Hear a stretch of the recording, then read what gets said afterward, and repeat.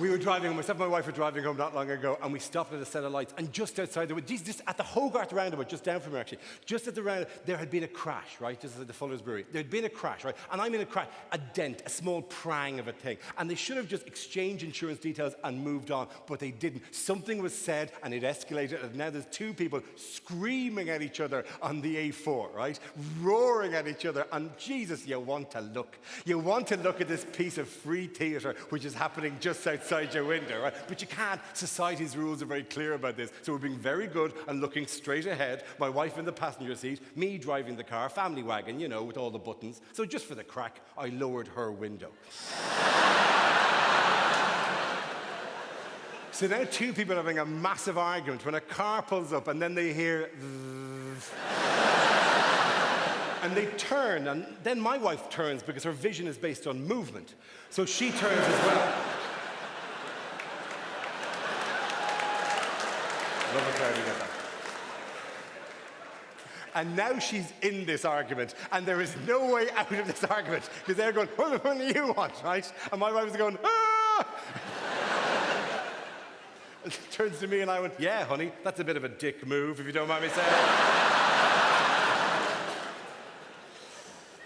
Karmically, please, let me balance that off. A couple of Christmases ago, I was buying her a present for Christmas, and I went into Selfridges, right? Selfridges in Oxford Street, went into one of the jewellery concessions, right? And I'm looking at a necklace and I'm looking at some earrings, right? And eventually I decided to get the necklace, and I called the woman over and go, I'm going to take the necklace, please. And the woman takes the necklace and takes it away to box it and bag it and do all this, right? So I'm there looking at these earrings going, do you know what? They're part of the same set. That'd be a nicer gift if it all came together. And you know, it's been a long year of travelling and working. Go on, what the hell, right? So she comes over and I say to the woman, I'm also going to take the earrings. And not a word of a lie. The woman on the jewellery concession in Selfridges looks at me and goes, and are these for the same lady?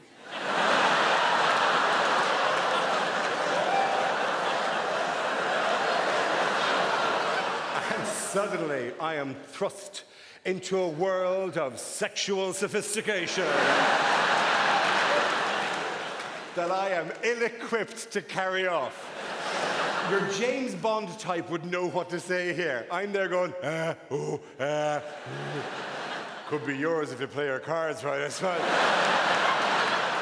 And you're going, Jesus, is this how they train them in Selfridges? Does every department do this? If I'm like in the home goods department and I go, yes, I know I've already bought the Clairol foot spa, but I'm also going to get the Breville sandwich maker as well. Are they just trained to go? And is this for the same lady?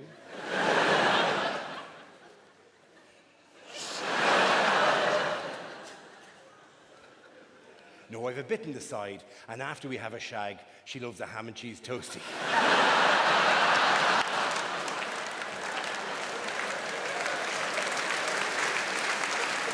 Oh, you should see her. Nom, nom, nom, nom, nom, nom, nom, nom, nom. Toasty, toasty, toasty, toasty, toasty, toasty, toasty. I did that exact line in Bristol on this tour, and just at that moment, a woman round about here in the front row turned to her husband in a demonstrably angry way, right? And it's a live art form. You can keep stopping and messing around all the time. So it's always quicker to just stop these things immediately. I went to her and said, is there a problem, right? And this woman genuinely went, that is not how a woman would talk.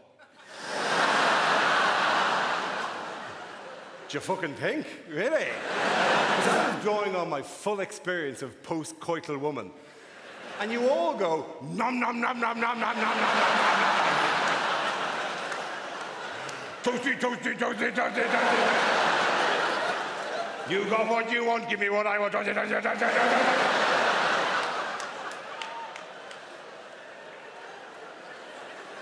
By the way, to any other older people, I apologize if I'm misrepresenting being slightly older, being in your 40s or whatever. Particularly, I'm sorry, it's not that dull. It's actually quite pleasant, actually. Because there's a bedrock of knowledge that you get and the confidence that you get when you're slightly older. And as well as that, you do take up new interests as you get older. You know, sometimes it's something like jazz or classical music or red wine or whatever, right? But you do. And the one difference between being in your older and being in your 20s, with respect to my 22-year-old friend, right, is that when you're older, you don't have this terrible desire to be the master of it, to own it, to know everything about the subject. And you know you're never going to catch up with people who've been into this for 25 years, right? Whereas when you're in your 20s, it's a very important thing to a man, the cultural choices he makes. So he'll suddenly discover the movies of Martin Scorsese and watch all of them and tell you what the best one is, right? And then I'm really into the Smiths now, so I've listened to all their albums and this is the best one, right? Yeah. And like, that's really, really interesting for a man in his 20s. But when you're in your 40s and you hear a man in his 20s going, no, this is the best album, or this is the best film, it sounds exactly like a 6-year-old going, no, a stegosaurus is the best dinosaur.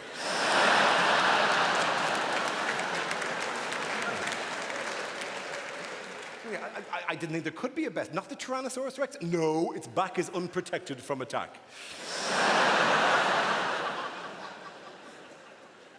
Whereas in your 40s, you're a lot more confident about these kind of things. And even things that used to be previously quite intimidating, like a classical music shop, because of the dust and the vinyl and the levels of erudition, now as an older, more confident man, you can walk in there and just walk to the counter and hum some shit from an ad and make them find it for you. And there is an exquisite pleasure in doing that, going, hello, do you have anything by the man who went...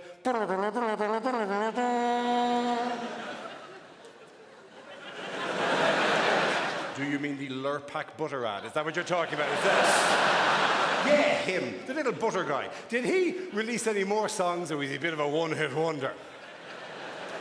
Because those worlds are mired in snobbery, ridiculous. Red wine is a very good example. You get older, your palate broadens in some way, right? So you can tell a light wine from a heavy wine. But now, of course, now you're supposed to know the 1855 classification of chateaux and what the soil is like on one side of a mountain in a part of France you're never going to visit, right?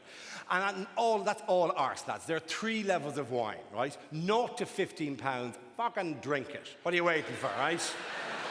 15 pounds and up, put it in a cupboard on its side for a while, then take it out, pour it into that weird jug you have at the back of the cupboard, give it a spin, into a glass, and drink it. Then there's a 3rd level of wine, which is wine you bring to a party, which is wine you only have because you once held a party in your house. People brought that wine to you. And that wine simply moves from house to house to house. It doesn't have a picture of a chateau on the label. It's more like a logbook in an old car. It just gets stamped as it moves along. And it's never opened until you go to the house of one idiot who doesn't know what the rules are and goes, oh, Dara, you want some red wine? Why don't we open the bottle you brought? Why don't we? Why don't you make an enemy for life, you prick? You're feeding me the rancid piss water I brought into your house as a gift. Sure, put into one of those really big glasses so we get a real sense of the... I say parties, I don't go to parties, I'm 43. I go to social evenings, which involve hanging out with the parents of children who are in the same class as my children. These are not a party, they're a fucking memory test with canapes. As you struggle to recall their name, their job, and which one of those runts is their child. Let us not pretend we give a shit about other people's children. And then the more children we have, the less effort we are willing to make in mixing with parents from the same class. I've only got 2, but Jesus, people who have 4 or 5 children must just stand on these evenings with their back against a wall, with a tinny in their hand. And people come up and go, hi, I'm Tyrone's dad. Fuck off.